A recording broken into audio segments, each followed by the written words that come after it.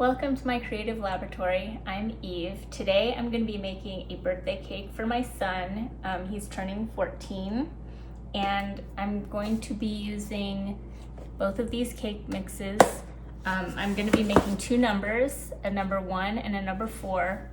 And I have these pans from Pampered Chef that can make letters or numbers. So they have these little space holders, different shapes and sizes of these space holders, so you can block out areas that you don't want the cake to be, and then you can pour the cake mix in between and it will make whatever letter or number you want. And so this is the instructions for the numbers. There are other instructions for letters. Let's see. So you can make all the different letters by arranging those blocks in different orientations.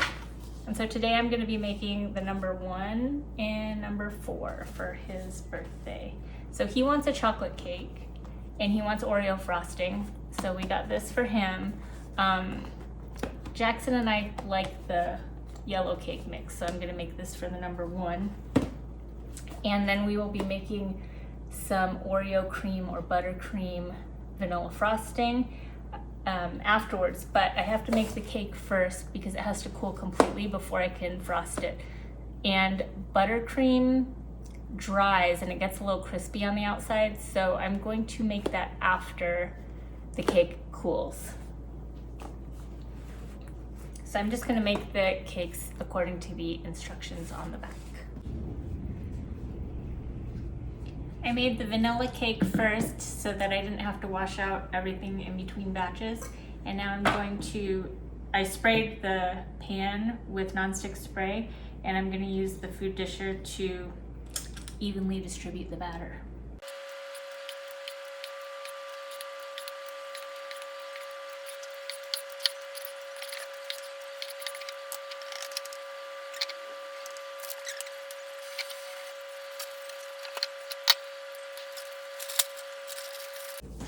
Both get cooked at 350 Fahrenheit, but I think for different times. So I'm just gonna put them in at the same time and then take them out at different times. I got the cakes out of the oven. This is how they turned out. I turned them out of the pan. I used a cooling rack and I covered it with tin foil, and I put it on top of the cake pan and then turned it upside down, and so the numbers would come out like this. And now I'm gonna make the frosting. It's just a buttercream, like the Oreo filling type buttercream frosting.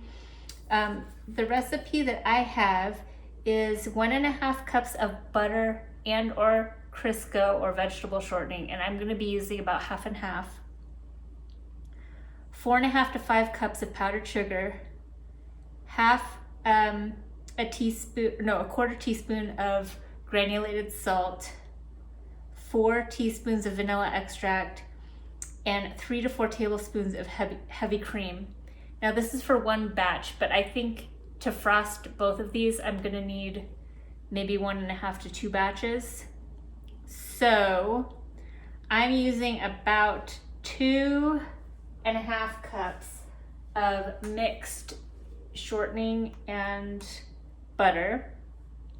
I pre-softened the butter a little bit in the microwave. And then I have 3 bags of powdered sugar. I'm not sure how much it's gonna need of that. I'm going to mix it. I've made buttercream frosting before, so I'm going to mix it until it's the desired consistency, because I'm gonna use these plastic piping bags to get the frosting out. If you can see, because the cake was rounded toward the top, there's kind of a gap down here at the bottom. So I'm going to pipe some frosting here to fill in this space before I cover the top so that it doesn't crack when it settles. And so I'm going to need a lot of frosting because I think filling in this bottom gap is probably going to take maybe two cups of frosting. So I am going to just keep adding powdered sugar until it's the desired consistency, so that it's a good consistency to be able to squeeze out of these bags to pipe down there. And Lincoln says that he doesn't want the frosting colored, he just wants to keep it white, so that's going to be really easy. So I'm going to do that now.